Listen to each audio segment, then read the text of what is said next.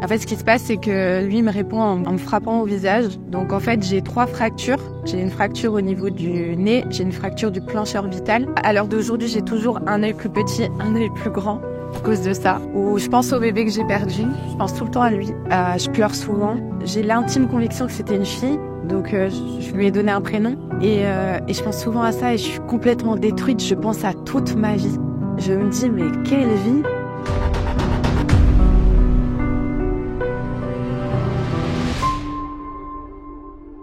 Bonjour, je m'appelle Charlotte et je vais vous présenter mon témoignage. Pour commencer, donc j'ai pas eu une enfance très facile. J'ai jamais été très heureuse.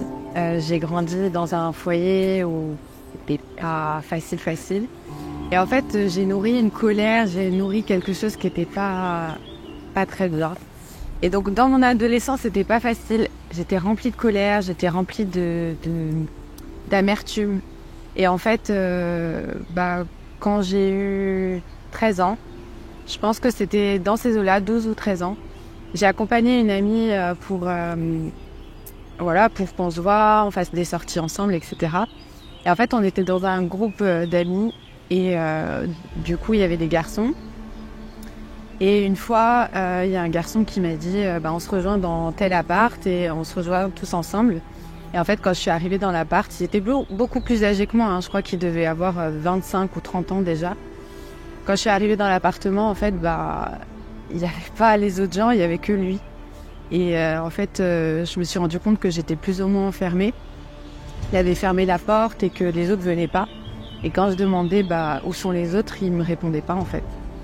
Et donc, je me souviens pas de tout parce que je pense que quand on vit un moment comme ça avec les années, c'est comme si le cerveau, en fait, il fait reset, il oublie tout. Mais il y a des choses qui reviennent de temps en temps. Et de ce que je me souviens, en gros, c'est qu'il m'a emmenée dans une pièce. C'était une chambre d'enfant. Il m'a violée, en fait. Et je me souviens même pas de l'acte en lui-même. Je me souviens juste que mon corps est parti. Enfin, que mon esprit est parti, mais que mon corps est resté. Et du coup, je sais pas si ça s'est passé plusieurs fois. Je me souviens pas de tous les détails. Mais en gros, à un moment, je suis redescendue, en fait, dans le salon. Et je sais pas par quel miracle, mais il y a la porte qui s'est ouverte, il y a quelqu'un qui est venu. Et du coup, je suis partie. En fait, je me suis enfuie quand la porte s'est ouverte. Je crois qu'il voulait lui donner une boisson, je sais pas quoi. Et je suis partie, j'ai couru, je suis partie. Et là, j'ai senti qu'il s'est passé vraiment un truc et que déjà que j'étais pas bien, que j'étais une personne en colère, que j'avais vécu des choses dures dans mon enfance. Là, j'étais brisée. Là, j'étais vide en fait, complètement vide. Et donc, je comprends qu'il s'est passé quand même un truc assez important, mais je me dis, c'est moi, en fait, j'aurais pas dû me trouver à ce moment-là. Et en fait, je mets les choses sur moi. Et donc, je continue ma vie, et donc ça se passe pas très bien, toujours mon adolescence et tout, et je décide de partir de chez mes parents. Je crois que j'ai 15 ans. Je suis apprentie, je suis coiffeuse, donc en fait, je gagne 300 € par mois. Et je réussis à trouver un appartement, et avec ces 300 €, je me nourris. Et à l'époque, il y avait la CAF, etc. Donc, ça me payait mon appart. Et donc, je vis ma vie comme ça et je fais des rencontres. Et en fait, je me retrouve propulsée dans un monde, dans le haut monde, on va dire, c'est-à-dire l'argent, la drogue. Enfin, je vois plein de choses, en fait. Et à ce moment-là, je suis avec des gens avec qui, en fait, j'ai le pouvoir. J'ai le pouvoir, je suis protégée. Je vis des choses incroyables. Je voyage. Je vis une belle vie en gros. Mais c'est que de façade. Parce que la vérité, elle arrive vite. C'est que je me retrouve voyant des gens se faire poignarder. Donc je vois des choses, même moi je reçois un coup de couteau. C'est dangereux en fait. Mais moi j'aime ça.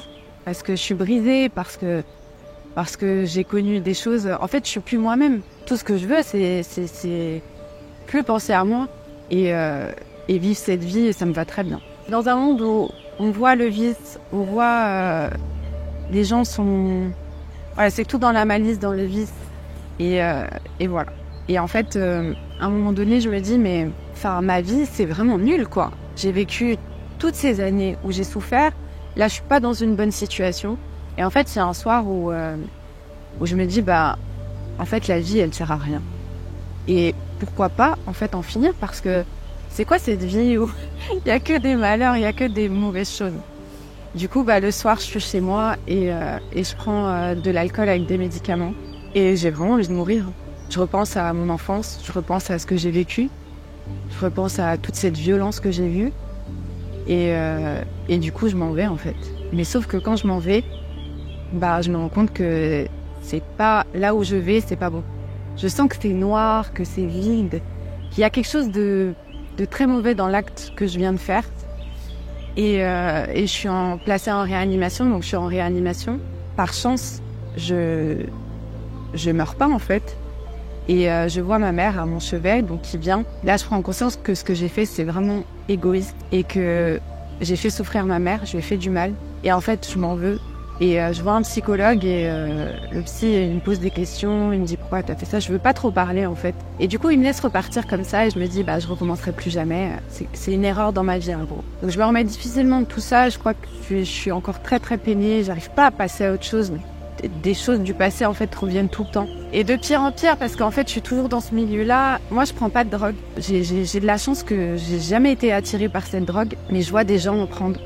Et je vois des gens autour de moi qui en prennent matin, midi et soir. Et je me rappelle porter des gens sur mon dos à 8h du matin pour les ramener chez eux. Parce que ce sont des zombies en fait. C'est des gens, ils ont perdu goût à la vie. Et il y a une petite flamme qui se réanime en moi et qui dit mais j'ai pas envie de ça en fait. J'ai pas envie de rester dans ça, j'ai pas envie de ça. Donc je décide d'arrêter tout ça en fait. Je décide de rompre tout lien avec ces personnes et de partir. De vraiment quitter. Parce que j'étais très connue du coup et je voulais vraiment partir. Donc je pars sur Paris, grande ville, et toute seule. Je crois que, alors, dans mes souvenirs, cette période c'était entre 17, j'étais mineure quand je parle de ça, 17 et 19 ans. Et là, quand j'arrive sur Paris, j'ai 20 ans. Donc je suis jeune, en fait, je connais rien à la vie, mais je me débrouille. Du coup, je suis dans un foyer de jeunes travailleurs et je fais un métier, je travaille en tant qu'esthéticienne, je gagne le SMIC, je gagne pas très bien ma vie. Du coup, je suis dans ce foyer, je suis pas très heureuse, ma vie elle est pas géniale. Et le pire, c'est que je suis dans un foyer où les hommes, en fait, ils cherchent trop à vouloir me séduire, être avec moi, enfin... Il y a un moment donné où je me sens limite harcelée. Et en fait, j'ai un moment où il y a un homme justement qui vient vers moi, qui un peu me persécute. Et en fait, je réponds. Je réponds en me défendant avec la parole. En fait, ce qui se passe, c'est que lui me répond en me frappant au visage. Donc en fait, j'ai 3 fractures. J'ai une fracture au niveau du nez, j'ai une fracture du plancher orbital. Donc là, à l'heure d'aujourd'hui, j'ai toujours un œil plus petit, un œil plus grand à cause de ça. Donc en fait, limite, il me défigure. Donc j'ai la moitié du visage qui est paralysée pendant, on va dire, plus d'1 mois. Je sens plus la moitié de mon visage. Et donc cet homme-là est arrêté par chance par la police. Mais ce qui se passe, c'est que quand j'arrive à la police, c'est que j'explique ce qui s'est passé. Et donc j'ai un gros cocard. J'ai un cocard énorme, j'ai des photos, etc. La police le relâche au bout de 24 heures. Donc j'ai pas compris, mais voilà. Ça, j'ai trouvé ça très injuste. Et donc je vis toujours dans ce foyer, mais c'est vrai que... je me sens mal, je vois toujours la personne parce qu'elle n'a pas été exclue du foyer. Et donc du coup, je vis très mal. Et je fais la rencontre d'un homme, je crois que pareil, c'est l'année qui est là. Et il me dit que j'ai qu'à vivre chez lui en fait, parce que je peux pas rester dans ces conditions. Et en fait, je dis ouais, pourquoi pas, au moins j'ai quelqu'un, il me rassure, etc.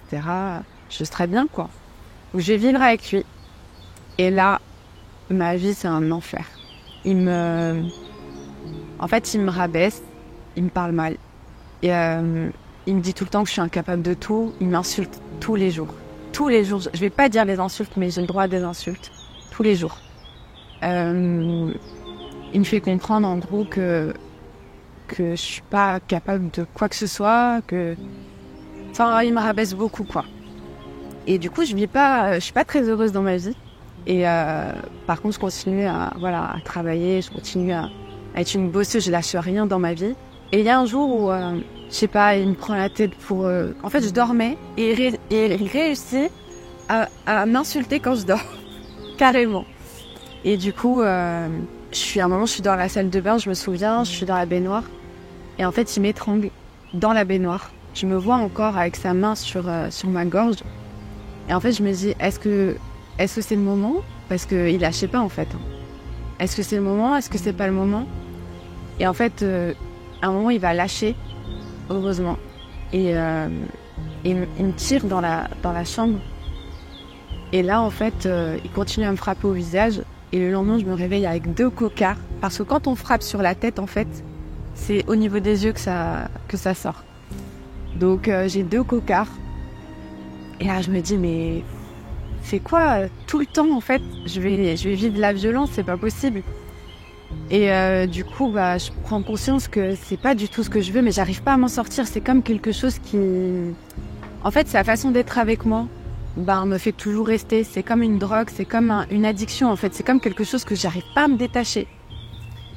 Et donc, le lendemain, pareil, il fait des pieds et des mains pour me récupérer, etc. Alors que moi, je veux partir. Et ça n'arrête pas, en fait. Tout le temps, il me fait du mal et il veut me récupérer. Et en fait, il y a eu plusieurs fois où il m'a jeté mes affaires dehors. Mais toutes mes affaires. Il prenait les piles de linge et il les jetait devant mes voisins. Devant tout le monde. En fait, il jetait toutes mes affaires dehors. Je me retrouvais dehors avec mes affaires. Et j'avais une petite voiture, une toute petite voiture. Et je mettais toutes mes affaires. Je chargeais toutes mes affaires à chaque fois.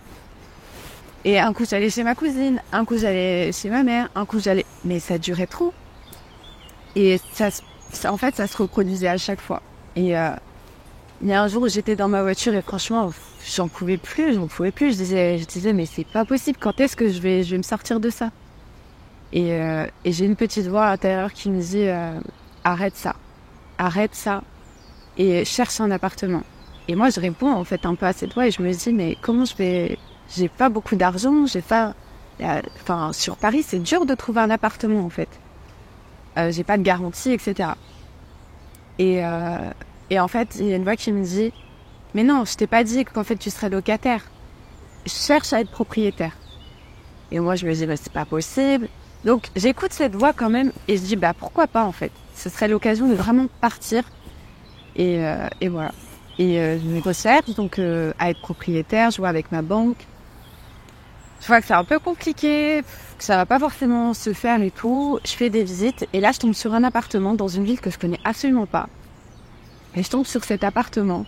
Et quand je rentre, je sais que ça va être mon appartement. Je sais pas pourquoi, j'ai une conviction, je sais que c'est lui. Et du coup, je fais les démarches. Malheureusement, avec ma banque, c'est compliqué. Je fais appel à un courtier. J'essaie de trouver de l'argent à gauche, à droite. Et en fait, comme de par magie, alors que je gagne pas beaucoup, en 3 semaines, je suis propriétaire. En 3 semaines, je suis propriétaire de cet appartement. Donc, j'avais mes affaires qui étaient dans ma voiture. J'étais chez ma cousine en attendant.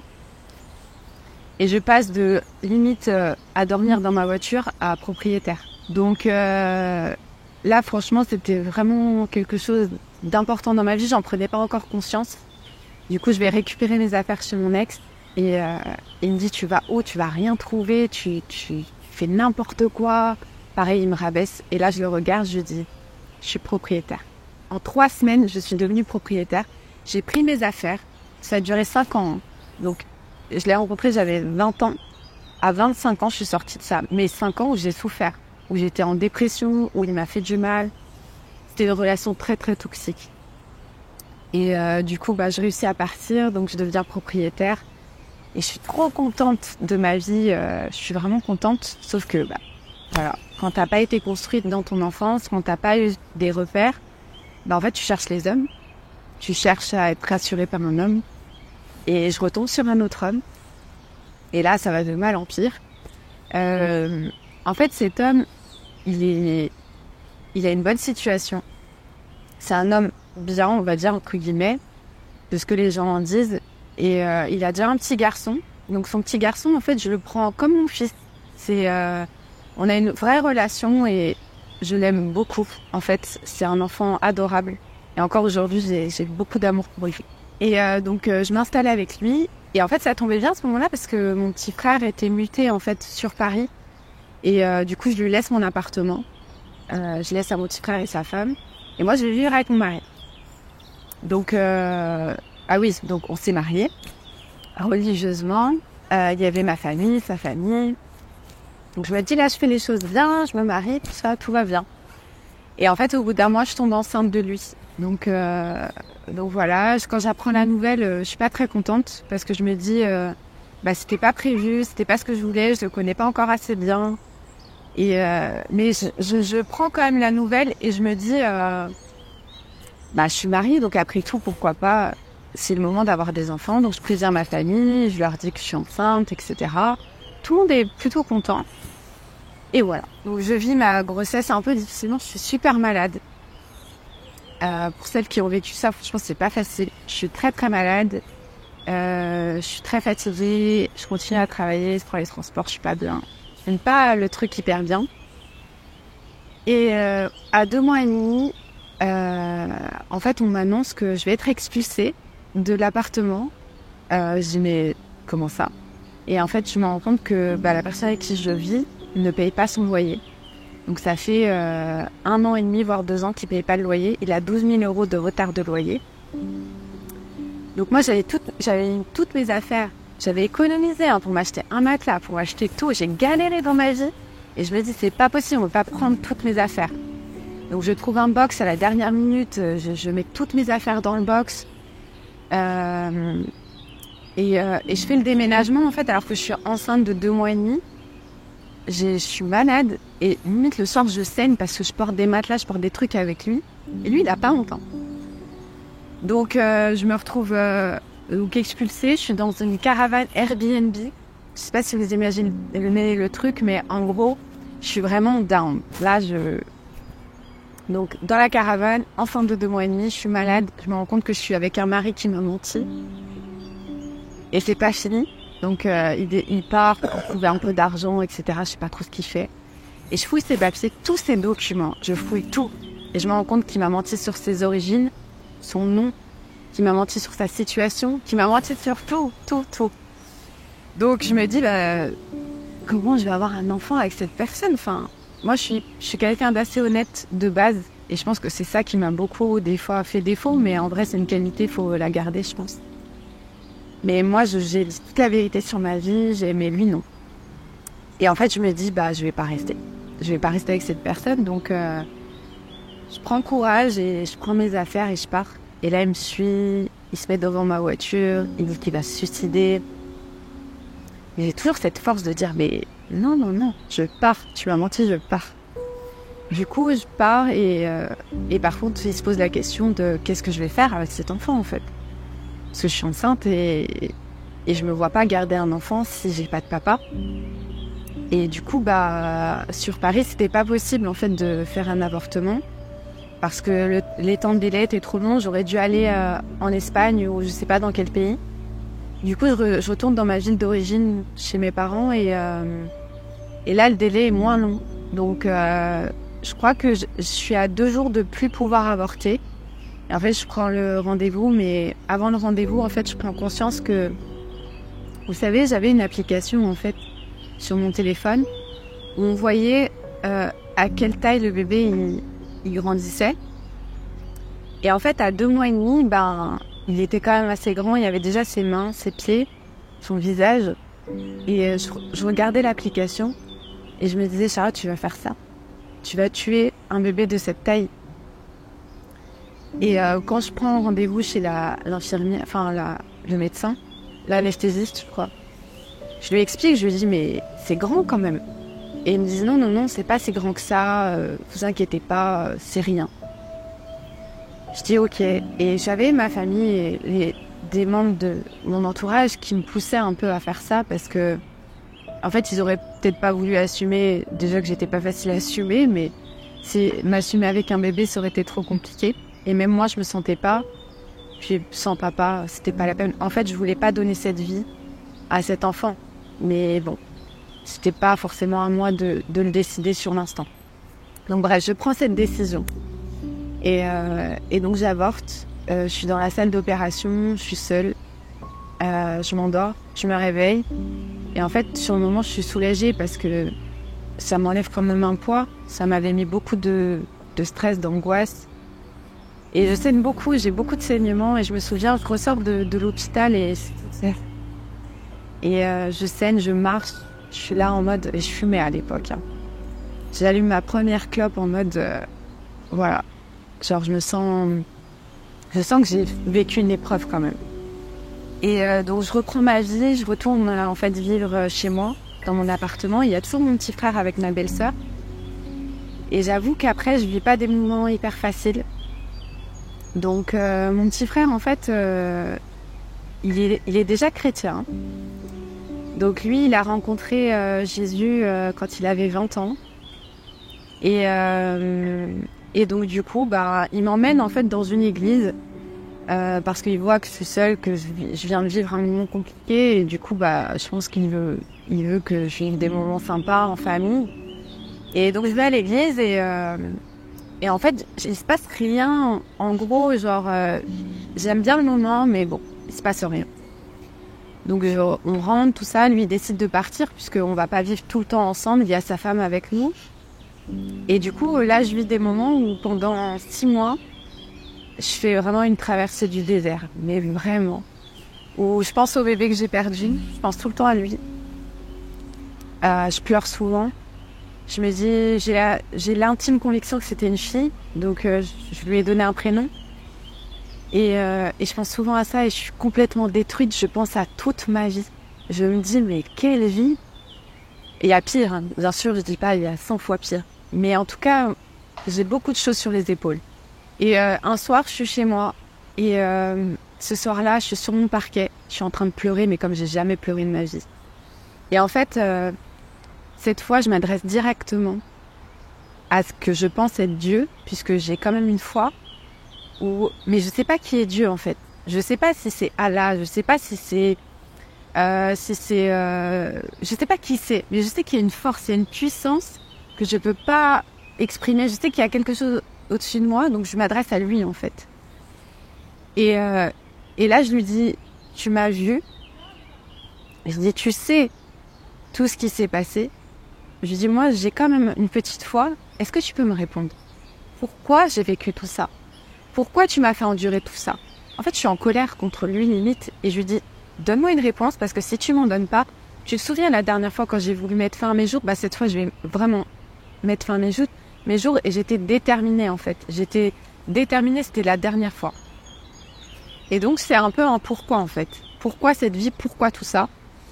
En fait, je m'endors, mais super mal. J'ai pleuré toute la nuit et je me réveille avec la tête comme ça. Et il y a une voix, cette petite voix, en fait, je pense qu'il faut l'écouter parfois, qui me dit retourne à l'église où tu étais partie avec ton frère il y a 6 mois. Je dis, mais je vais trouver quoi là-bas, en fait? Et il y a une autre voix qui me dit, effectivement, tu vas rien trouver. N'y va pas, ta vie, c'est raté. Tue-toi parce que tu sers à rien, en fait. Donc je combats un peu et je m'habille pendant presque 1 heure. J'arrive pas à m'habiller. Je change d'habit. J'arrive pas à décoller, en fait. J'arrive pas à partir. Et il y a une force plus forte que moi qui me dit vas-y.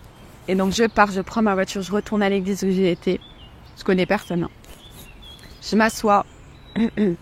Et en fait, le prêche, c'est sur la crucifixion de Jésus. Comment il est mort à la croix. Et en fait, le pasteur, il explique un petit peu que, en fait, il a déjà été mis sur un chemin où on l'a insulté, on l'a rabaissé, on l'a maltraité, on lui a fait toutes sortes de choses, on lui a craché dessus. Déjà, là, j'ai une émotion qui monte en moi parce que j'ai l'impression qu'il est juste et qu'il vit des choses injustes et ça me reflète à moi un peu. Je me rends compte que c'est injuste et que injuste en tant que tel, c'est une personne juste et qui vit un truc d'hyper injuste.